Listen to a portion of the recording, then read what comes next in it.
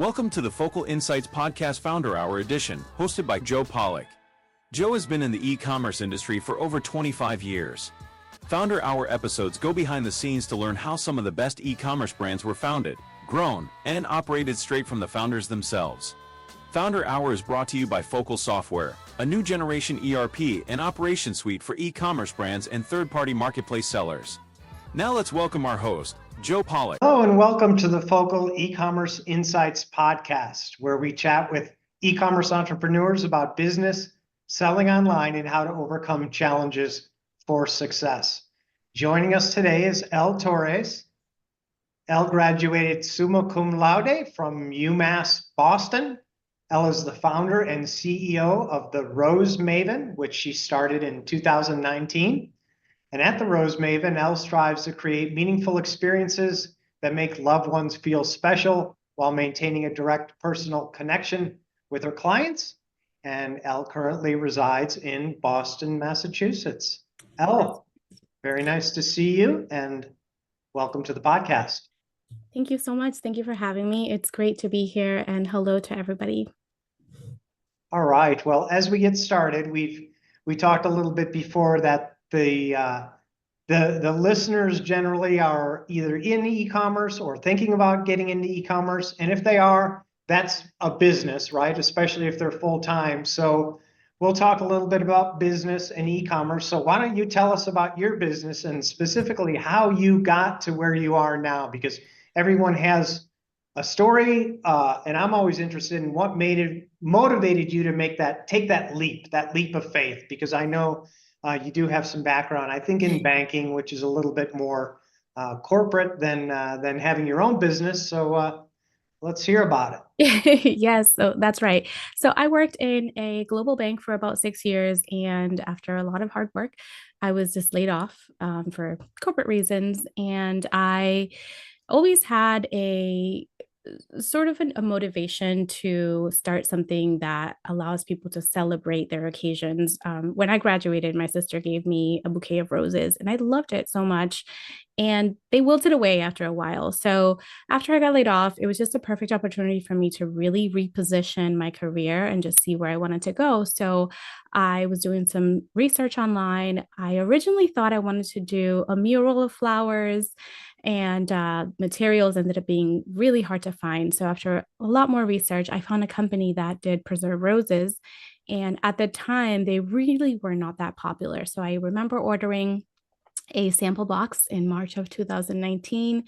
I fell in love with them. They looked amazing and pretty much kind of took on from there. So that was in March. I started to gather materials, do a little bit of research, get all the e-commerce, that entire ecosystem going. And then in May of 2019, I did a soft launch, a friends and family kind of, hello, we're here. The Rose Maven is just starting. And, just kind of really started on this journey. Obviously, after COVID, a lot of other businesses suffered. However, I really took on a different route when I'm like, hey, every florist, every local business is closed. I run my business from home. I have this entire inventory. So I started to just donate. I put it on all my socials that if anybody knew anyone with, a first responder or anyone out there on the sidelines, and just making sure that just brighten people's day, I started to give away a lot of roses, and that basically just kind of took off from there. And then in 2021, I actually joined DoorDash, and the floral kind of concept was still a little new, but that really helped me to drive my business, pun intended. So, the Rose Maven started with one idea, and it has blossomed and developed into what it is today. It blossomed. Yes. Okay. Well, for our listeners' sake, talk a little bit. You're not you sell roses, but you're not a florist, so your product is very unique. That's right. And talk a little bit about that so that everybody understands because it is very unique. Yes, so preserved roses are still a new concept. They are becoming more and more popular, but they come from Ecuador. Those are real roses. They grow in Ecuadorian farms and they're treated with a special non-toxic formula.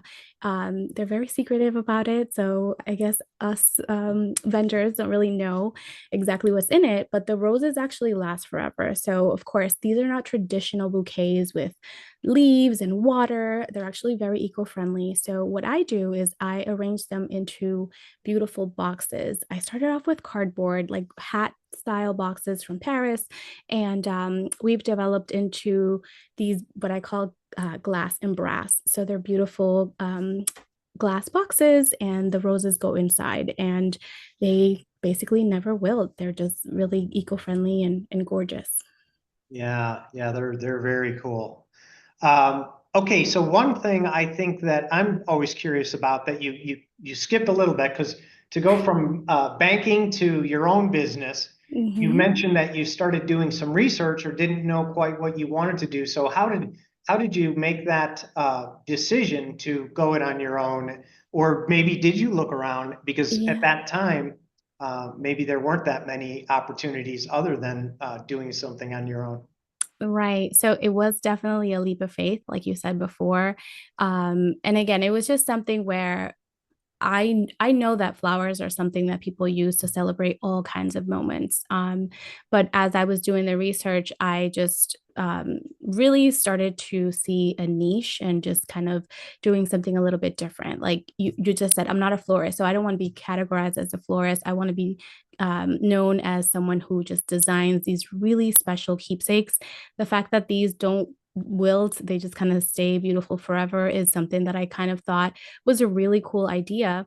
And, just really identifying in my area, I do have plenty of florists around, but I think with preserved roses, there's just something really special about them. There's something that just kind of, they just don't wilt. They're going to stay there forever. So that actually had a special meaning for me, especially because when I thought about those summa cum laude roses, they just wilted away in a few days. So there's an emotional aspect and a special meaning with me, but also for the market, there's something really unique about not having to throw away a bouquet that celebrates a moment.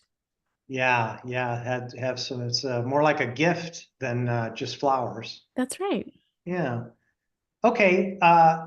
So you mentioned also that you at one point had a lot of inventory and you were doing some giveaways. So I want to talk a little bit about challenges and what challenges you faced. And I'm not sure that that was one of them, or was it? Was it that you wanted to get some exposure and get rid of or move inventory, not get rid of, but and then Yeah. reward some people? I think during that COVID thing that were, like you said, nurses, Yeah. probably fire, first responders or whoever. Yeah, so it was actually a little bit of both. The Rose Maven was still very, very new. 1 year in, as any entrepreneur that's just starting out knows that they always say that the first few years are really hard. So it was a combination of both things, being just buried in obscurity and just trying to figure out ways to market, trying to figure out ways to just show the world what these roses are. But it also meant something very unique. For those of us that can't see me, right behind me, that Vogue cover actually came out during COVID, and it's called Our Common Thread because it's just something that all of us had in common. Everyone was home, everybody was stuck. Some businesses really suffered, but my business, through the grace of God, really persevered through that. So I wanted to give back to the community. I wanted to provide something that just gave people hope. And our roses ended up going to different places all over the United States because the roses, since they don't require water, they're actually shippable nationwide. And it got a lot of traction. So a lot of people really shared their stories about how amazing it was to just open something that just brightened their day, or unexpected flowers from someone that they loved, and it was just a truly special thing. Yeah, yeah. It sounds like it worked very well.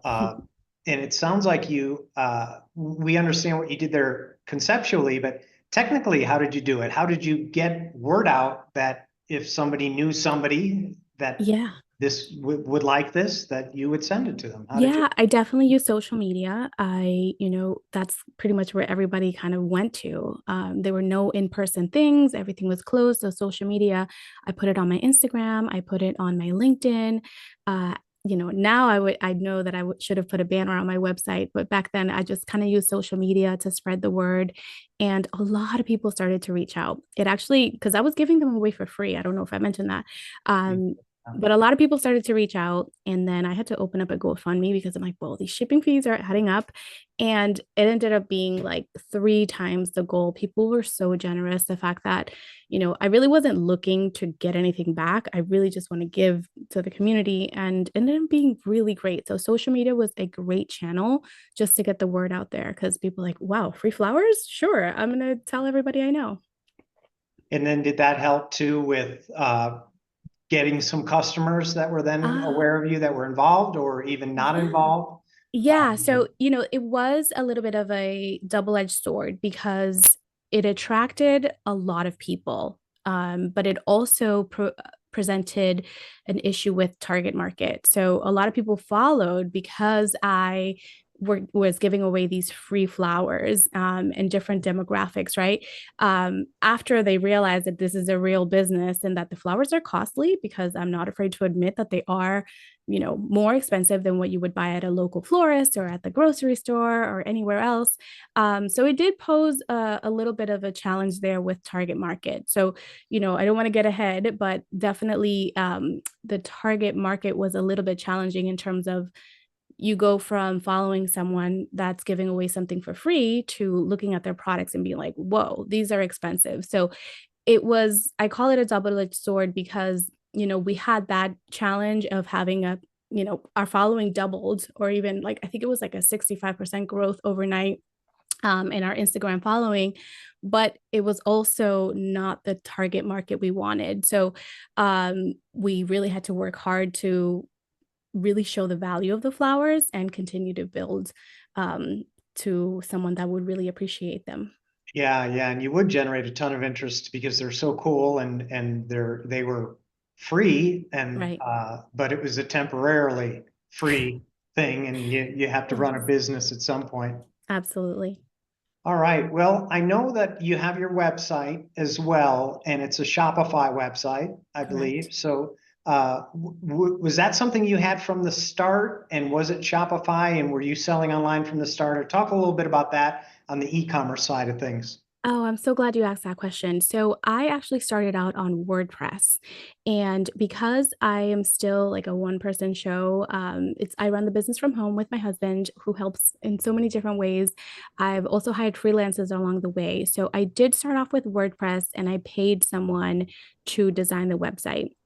What I realized is you have a web designer, but there's also maintenance and there's different tools and ecosystems that you have to maintain with a website, plugins, and things like that. So, one of the really big philosophies that I live by is, what do I want to save, time or money? So, at the time, I wanted to save money. So, I spent a lot of my own time trying to figure out how to plug pixels and how to do web analytics and how to plug in different payment processors and shipping and taxes.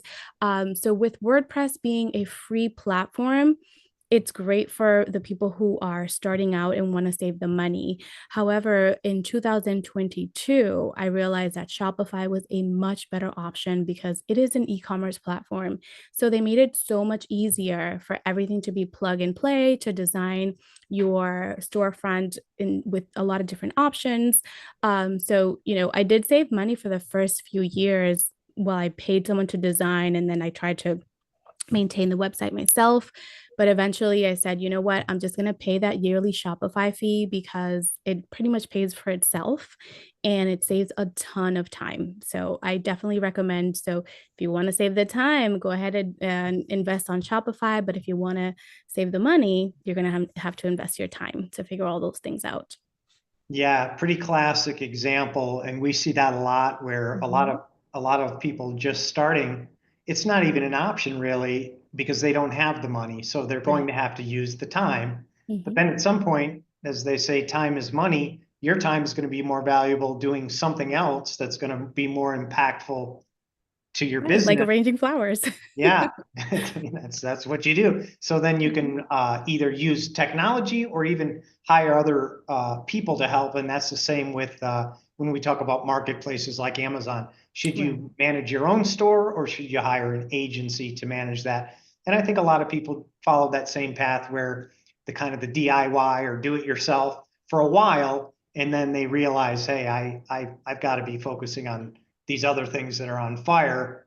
And that's not my specialty, so I'm going to let somebody else manage that. Yeah, Joey, and you also mentioned, Amazon. So while I considered some of the other different platforms, of course, Etsy is one of them, Amazon, um, I made a conscious decision not to get onto Etsy or Amazon because I wanted the Rose Maven to be a known brand. I didn't just want to say, oh, I got these flowers on Etsy. I didn't want to be known for that. So that's another thing to consider as an entrepreneur. If you want to rely on a platform that has a trusted customer base, and maybe branding and your own brand identity is not a priority, then great, you can rely on those. But if you want to establish yourself as a known brand and as a independent brand, those are some of the things you might want to consider as well. Yeah, and those things come with other considerations as well, like how big do you want to be? How fast do you want to grow? Do you want the kind of volume that you can do, or and it just depends on what your goals are. And if you can fill those, you've got a product that requires some work. I'm not sure how long it takes to create one glass and brass with a The bouquet hexagon in it. boxes. Well, I have to say, when I started in 2019, the catalog was huge and I gave people all kinds of options. I started out not really knowing, and I thought, okay, let's give people as many options as possible. That was also a learning lesson because it was a lot to keep up with. Some take longer than others, depending on the size of the material, of the bouquets and how many roses are included. Over the years, it was definitely worth it to revisit the catalog and retire some items for different reasons. Sometimes the materials were hard to find.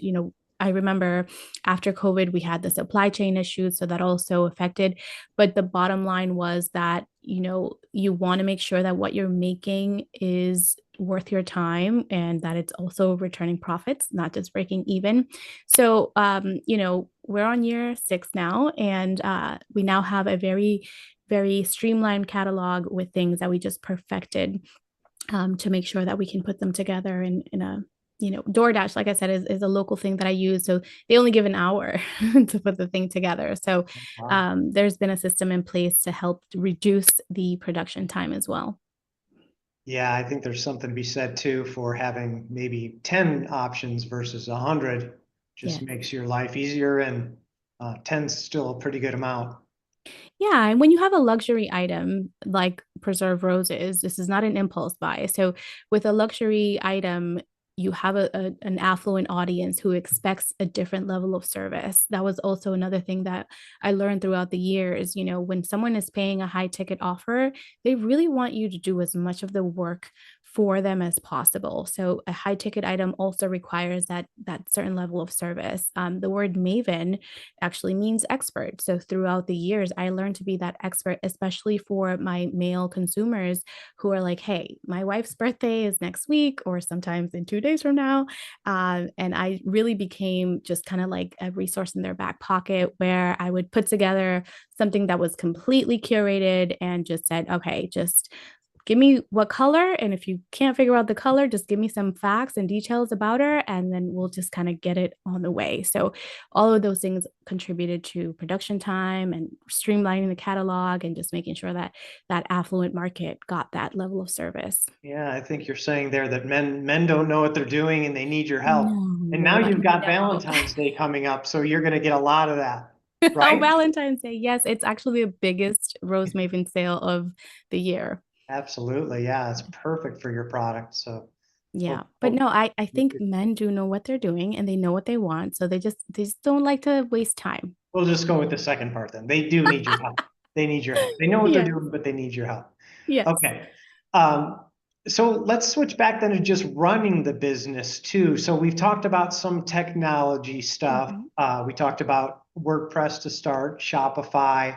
You're using DoorDash, which is Mhm. some, definitely a technology type product with some physical activity and movement with it. But what else? What else have you found to be helpful to uh, either starting or things that you realize that you needed as you're going on 6 years or 7 years? What do you think of technology helping? Yes, definitely email marketing is something that you want to make sure to have. You want to collect as many emails as possible from leads, potential clients. We've all lived through those minor Instagram or Facebook kind of blackouts. And it really helps you think, and especially recently with the TikTok ban, which lasted just a few hours. Yeah. Uh, an email list is something that you control, that it's yours. So that you want to make sure to have that database, because if social media does disappear or blacks out or it gets banned, you still want to be able to contact your customers somehow. So a good email list is great to just have as a good business practice. So, you know, we all get those emails from these relentless retailers, the big box stores and really big companies. They don't care to email you 4 or 5 times a week, sometimes even more. So I would definitely recommend for any entrepreneur not to shy away from a good email list, making sure that as you know your target market, figure out that cadence. Maybe it's one email a month. If you have a service-based business, it could be a little bit more frequently, but an email list is something highly valuable for your business. Yeah, that's a great point. And you touched on something there that's extremely important, and that is that oftentimes when you're setting things up using different technologies, you have to make sure that you own the asset.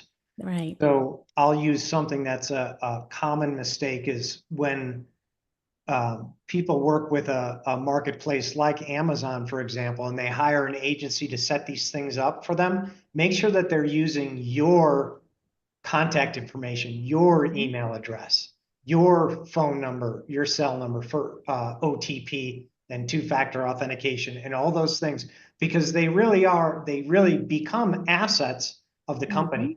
And if you have to separate with that agency, you want to make sure that you still own it. And I hear a lot of stories that are end badly if people don't maintain control of that.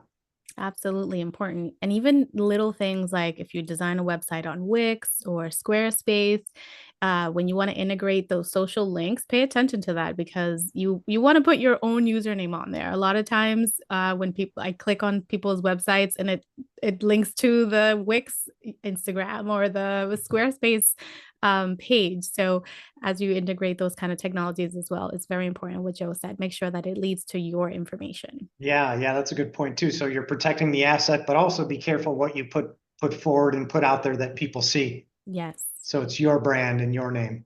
Hmm. Yeah. All right. Well, I think that brings us kind of current. Let's talk a little bit about the future because I always mention these numbers because they're pretty crazy. Hmm.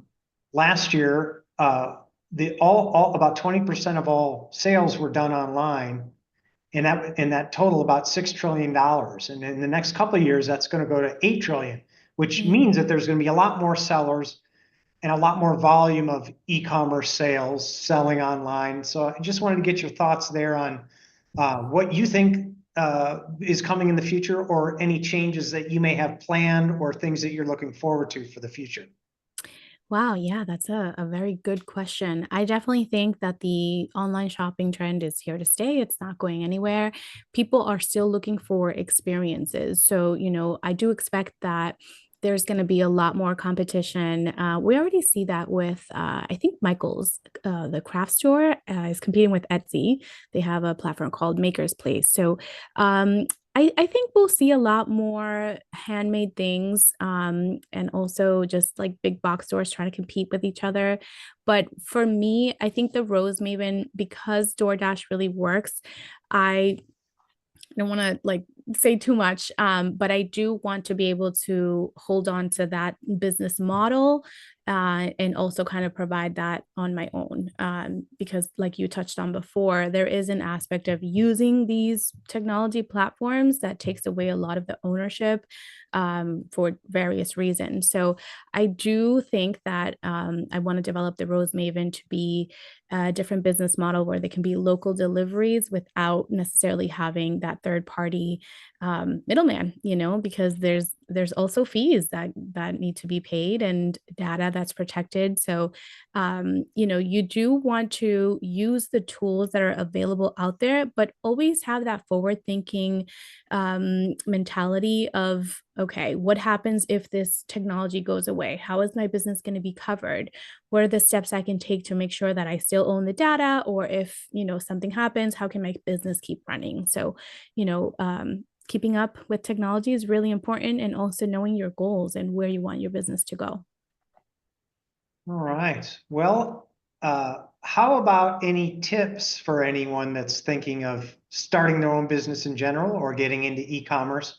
What are maybe your, coming from a standpoint of big lessons learned or things to avoid, or any tips to someone that's maybe part-time and thinking of making the big leap? Yeah, I love this question. The biggest thing that any entrepreneur can do is really understand their why. It starts with your why. Like, why are you going into business? What is driving you? And once you figure out that why, really think about who you're serving and what they need. I've seen so many other businesses out there. It's always like, we. They need to really think about their customers. Anyone out there thinking of starting a business, really needs to make sure that they know their why and just knowing who they're serving. So that way, when it comes to marketing, when it comes to your homepage, when it comes to your materials, you're giving value, whether it is that you've identified a gap in your industry or you figured out you can do something better. There are a lot of reasons to fully immerse yourself in that research and knowing your why and who you're serving, so that you can really, deliver quality service or product or whatever it is that you're doing. Yeah, that's a very good point early on starting a business, and you touched on that earlier with what's referred to as product market fit, and Yeah. where you had a challenge where you just were well intentioned of giving away those gifts, and it was a great thing that worked perfectly, but you Mhm. kind of created a product market fit that was not exactly where it needed to be, and caused a little bit of confusion on Yeah. your customers' part. Yes. um, but you were able to course correct there and get it all cruising right along. Yeah, and also file your paperwork. Make sure that Yeah. you have all of the compliance and all of the things that your state or your municipality requires. There's a lot that goes into it. Starting a business is not just selling things and getting your money deposited to your bank account. There is compliance, there are taxes, there's a lot of things that, you should consult some professionals with.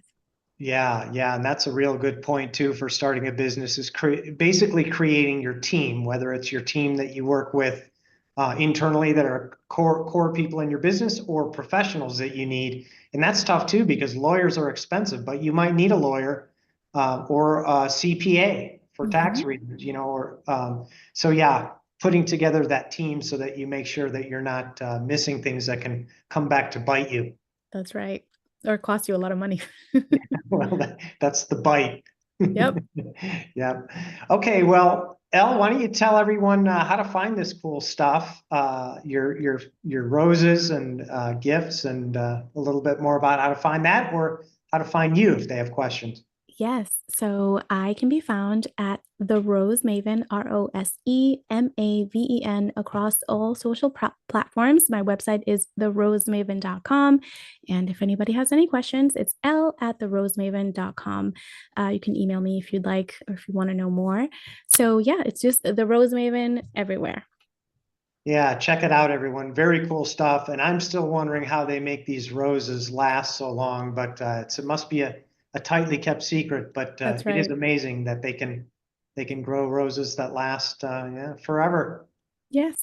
Very cool. All right. Well, that's going to conclude our podcast today. Elle, thank you so much for sharing your experience. Thanks to everyone listening, and we will see you next time. Thank you, Joe. It's been a pleasure. Thank you. Thank you for listening to another episode of Focal Insights Podcast. If you like this episode, go ahead and hit the subscribe button so you can be alerted of new episodes. See you next time.